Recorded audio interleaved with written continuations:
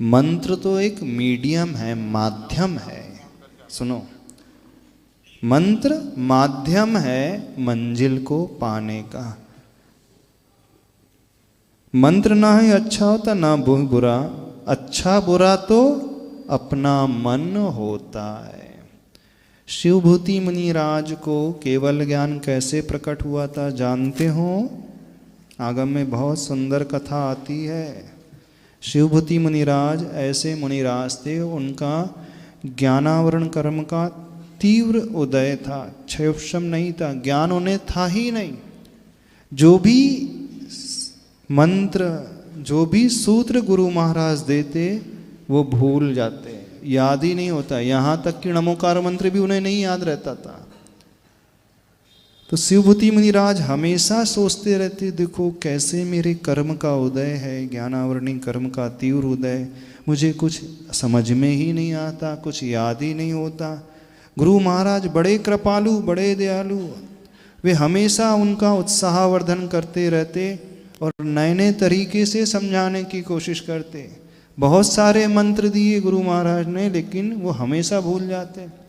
एक बार शिवभूति मुनिराज गुरु के पास पहुंचते, बोले एक मंत्र और दे दीजिए। तो बोले ऐसा करो, क्या करना है? बस अब हम एक मंत्र देते हैं, बहुत प्रैक्टिकल मंत्र है। बोले क्या करना है?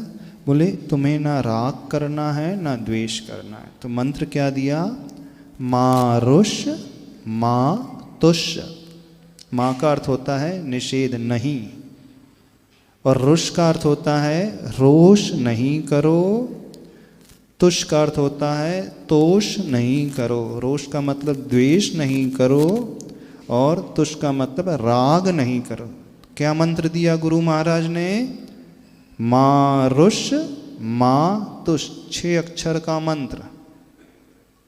अब शिवभूति मुनिराज को बड़ी प्रसन्नता हो गई। गुरु महाराज ने बड़ी अनुकंपा करके मुझ जैसे अल्प बुद्धि के लिए एक नया ही मंत्र बना करके दिया, और जिसमें मात्र 6 अक्षर हैं और माँ तो कॉमन है दोनों में। तो मूल रूप से मारुष मातुष। अब वो उसका पाठ करने लगे, बैठ करके पाठ करने लगे और हमेशा उसी को पढ़ने लगे। एक दिन आहार की बेला के समय मुद्रा बना कर के लिए निकलते, अंदर ही अंदर वो मंत्र चल रहा था, लेकिन उनका ऐसा कर्म का उदय कि वो उसे भी भूल गए।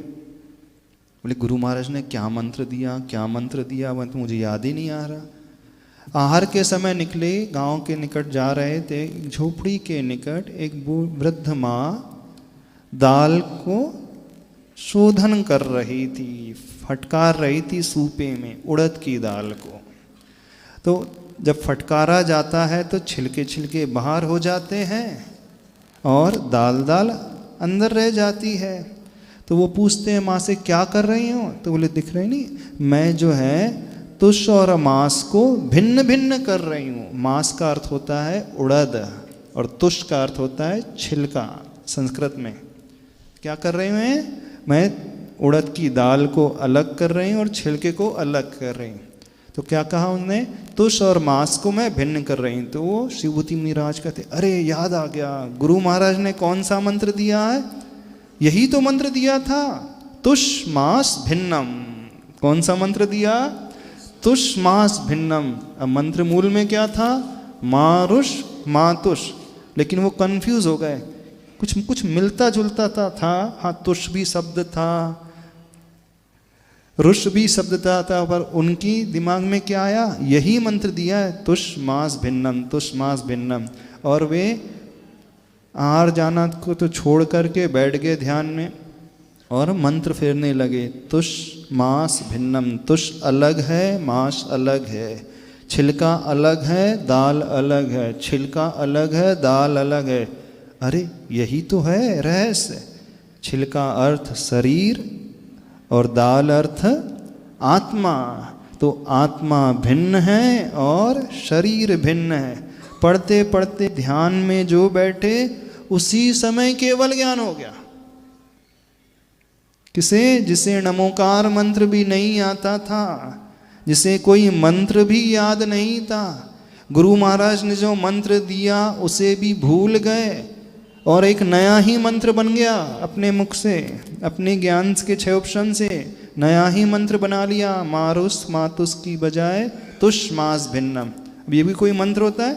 दाल अलग छिलका अलग, दाल अलग छिलका अलग, ये कोई मंत्र होता है? नहीं।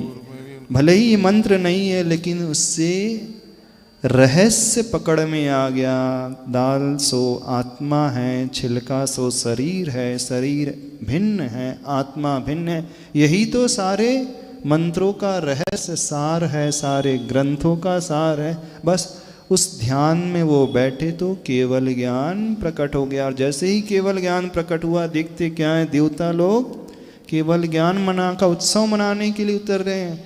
गुरु महाराज पूछते देवता लोग क्यों आ रहे हैं? तो पता चला उन शिष्य शिवभूति मुनिराज को तो केवल ज्ञान हो गया। वे आकर के उनकी वंदना करते हैं, धन्य हो जिसे कुछ भी ज्ञान नहीं था, लेकिन मन उनका ऐसा स्थिर था, निर्मल था, स्वच्छ था, तो उसी मन के माध्यम से, निर्मल मन के माध्यम से जो मंत्र नहीं था वह भी केवल ज्ञान को दिला गया। समझ में आ रहा है कि नहीं? मंत्र न ही अच्छा होता है न ही बुरा, अच्छा बुरा तो अपना मन होता है।